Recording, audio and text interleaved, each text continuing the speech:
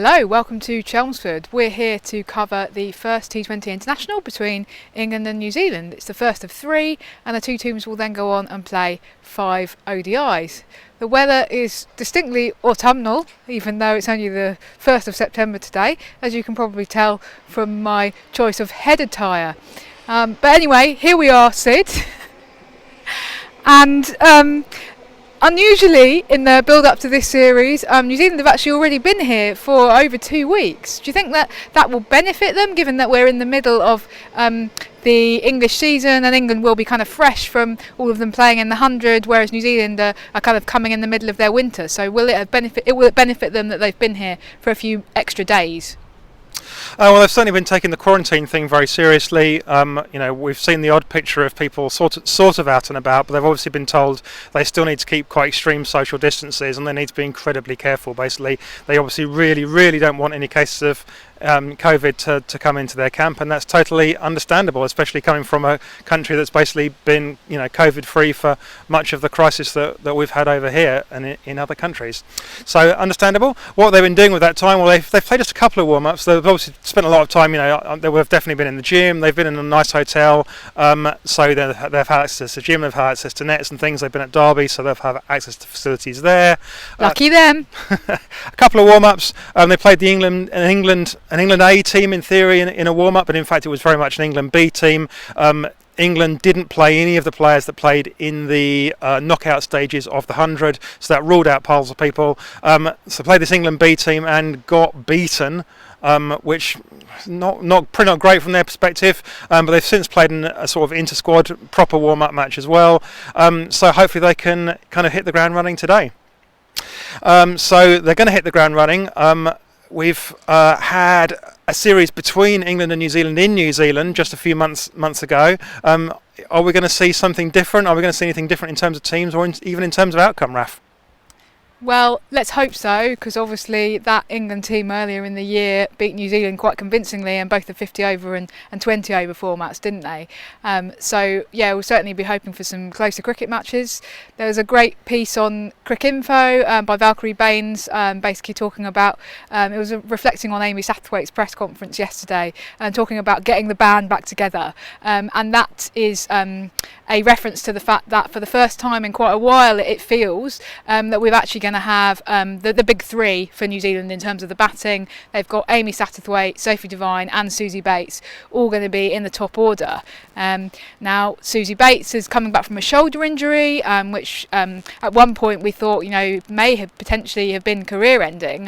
It was that serious. It was serious surgery she underwent, but she made 70 in that warm up against the England B side, as you described them. So she's obviously kind of back finding some form, and that's going to be really nice to see, and hopefully she'll be able to make some runs. And Amy Satterthwaite said in the press conference, Susie Bates is batting the best that I've seen her in a long time, even kind of pre-shoulder.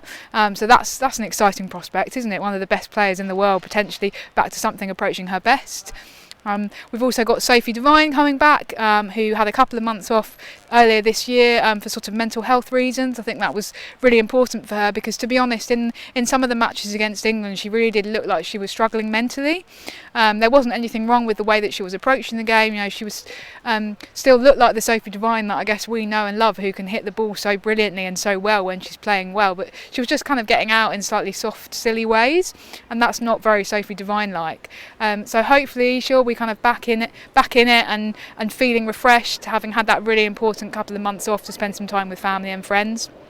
And obviously even Amy Satterthwaite herself had a year not too long ago off on maternity leave. They've got little Grace with them on tour, so that's quite nice.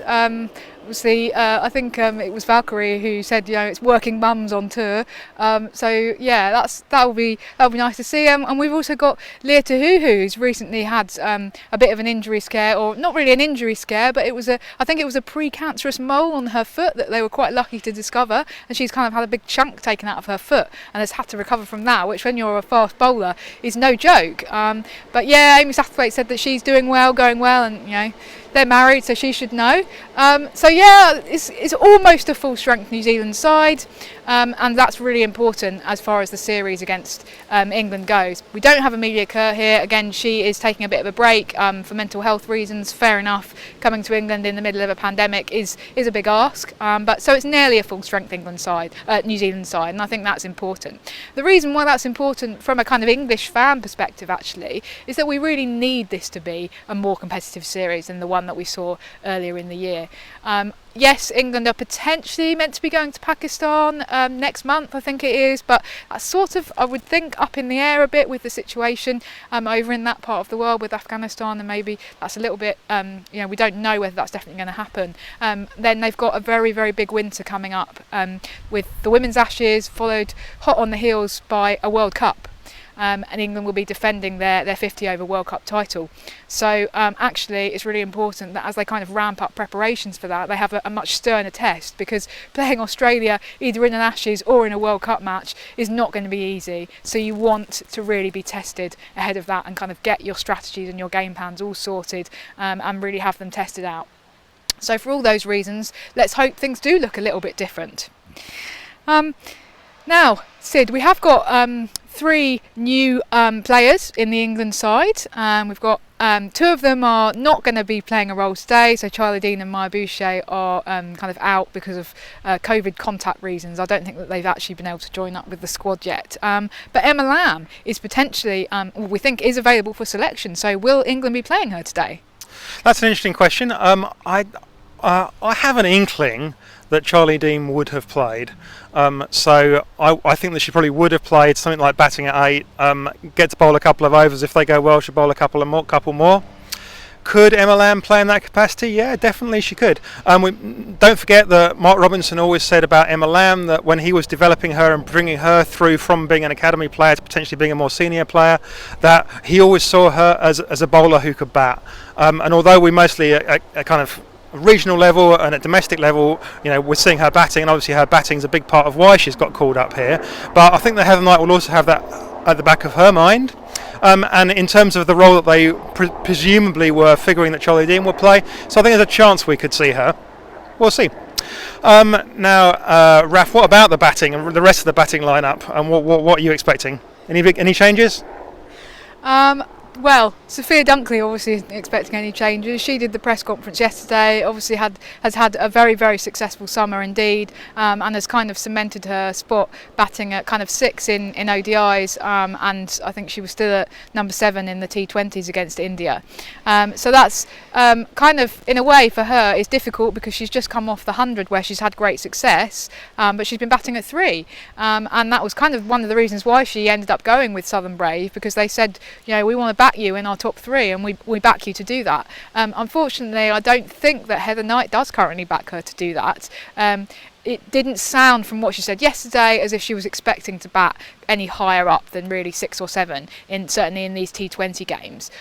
So yeah, I think that England's top 5 is quite difficult to break into at the moment, and that Dunkley kind of recognises that. She said that it's her long-term goal to bat in England's top 4, but all she can do is keep kind of plugging away at that quite tricky number 7 spot, really, because you only ever get any decent amount of time to bat in T20s at number 7 if there's a big crisis and you're rebuilding. So yeah, I think England's batting order is pretty fixed actually, and it's for that reason that it could be quite tricky for people like Emma Lamb and Maya Boucher when she's available to slot into the side. But we'll see. Maybe depends on what happens in the first couple of matches and how the results go.